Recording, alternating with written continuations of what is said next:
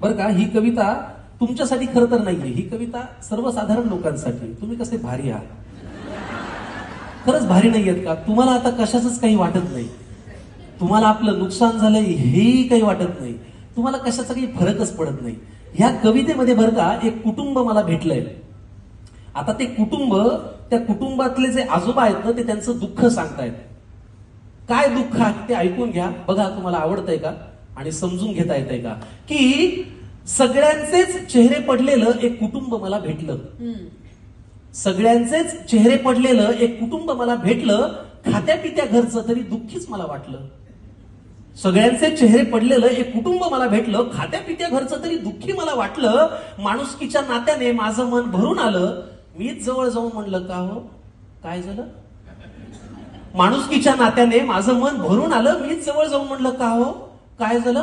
तुमच्यापैकी कुणाला काही झालंय का, तिन्ही सांजेला असे बसल्यात, कुणी गेलंय का. कुटुंब प्रमुख आजोबा उठले सोडत मोठा उसासा, डोळे तांबडे लाल, बहुतेक रडले होते डसाडसा.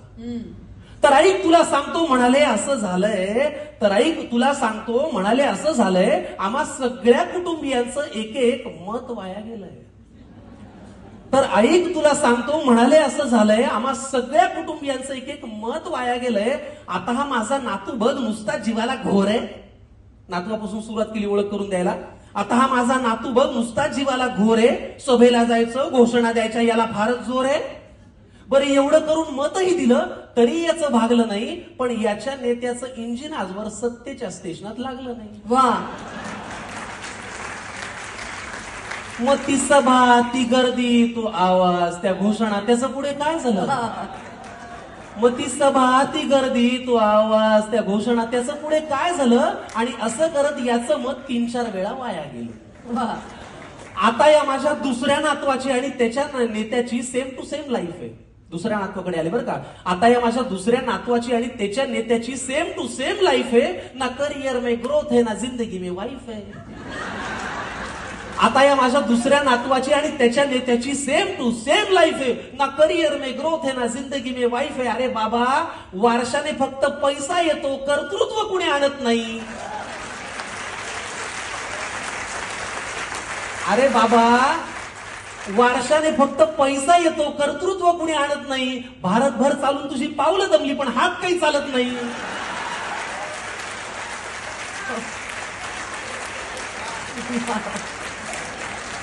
मग ते धोतर, ती काठी, तो चष्मा, ते आडनाव, त्याचं पुढे काय झालं. वा वा वा. मग ते धोतर, ती काठी, तो चष्मा, ते आडनाव, त्याचं पुढे काय झालं. आणि असं करत याचंही मत बरीच वर्ष वाया गेलं. आता या माझ्या मुलाला बरं का राजकारणातलं फार कळतं. आता मुलापर्यंत आले. आता या माझ्या मुलाला बरं का राजकारणातलं फार कळतं. याचं मन गेली अनेक वर्ष घड्याळातली वेळ पाळतं. आता या माझ्या मुलाला बरं का राजकारणातलं फार कळतं. याचं मन गेली अनेक वर्ष घड्याळातली वेळ पाळतं. चुकली वेळ, झाला खेळ, वेगळं संधान साधलं. एका साहेबाचं घड्याळ दुसऱ्या साहेबांनी स्वतःच्या हातावर बांधलं.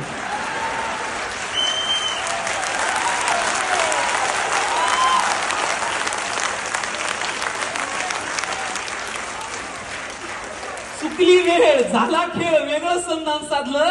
एका साहेबाचं घड्याळ दुसऱ्या साहेबांनी स्वतःच्या हातावर बांधलं. मग नवा साहेब घड्याळ तेच पुन्हा वेळ पाळू का. नवा साहेब घड्याळ तेच पुन्हा वेळ पाळू का. का जुन्या साहेबासोबत राहून तुतारीतून आवाज काढू का.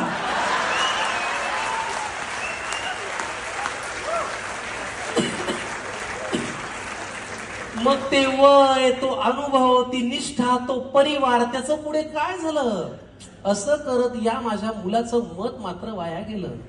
आता ही माझी सून अस्मिता तशी धाडसीच म्हणायची. काय नाव काय. अस्मिता. सुनेपर्यंत आले आता. आता ही माझी सून अस्मिता तशी धाडसीच म्हणायची. जरा कोणी नडलं ना की घरातला बाण काढायची. आता ही माझी सून अस्मिता तशी धाडसी म्हणायची. जरा कोणी नडलं की घरातला बाण काढायची. मी तिला कितीदा म्हणलं, सूनबाई बाण जपून वापरायचा असतो ग, एकदा हातातून सुटला की परत येत नसतो ग. मी तिला कितीदा म्हणलं, सूनबाई बाण जपून वापरायचा असतो ग, एकदा हातातून सुटला की परत येत नसतो ग. मग जी मनातही नव्हती ती भीती खरी झाली. अहो, जिथे शब्दांनी आग लागायची तिथे हातात मशाल आली. वा वा. मग तो बाण, तो बाणा, ते कडवट, ते सैनिक यांच्यात असं काय झालं? पण असं करत या माझ्या सुनेचं मत मात्र वाया गेलं. वा. आता ही माझी बायको बर का, ही घडवेल तेच घरात घडतं. बायको परत आले ना. आता ही माझी बायको बर का, ही घडवेल तेच घरात घडतं. नाव हिचं लक्ष्मी, हिला कमळ फार आवडतं. आता ही माझी बायको बर का, ही घडवेल तेच घरात घडतं. नाव हिचं लक्ष्मी, हिला कमळ फार आवडतं. मी लगेच पुढे विचारलं, माझी उत्सुकता त्यांना दिसली असेल की अहो कमळ जिथल्या तिथेच आहे, मग यांचं मत वाया गेलं नसेल. मी लगेच पुढे विचारलं, माझी उत्सुकता त्यांना दिसली असेल, अहो कमळ जिथल्या तिथेच आहे, मग यांचं मत वाया गेलं नसेल. आजोबा म्हणाले, ती दुःखात नाहीये तशी, पण तिच्या मनात तळमळ आहे, कारण ज्यांच्या विरोधात मत दिलं त्यांच्याच हातात आता कमळ आहे.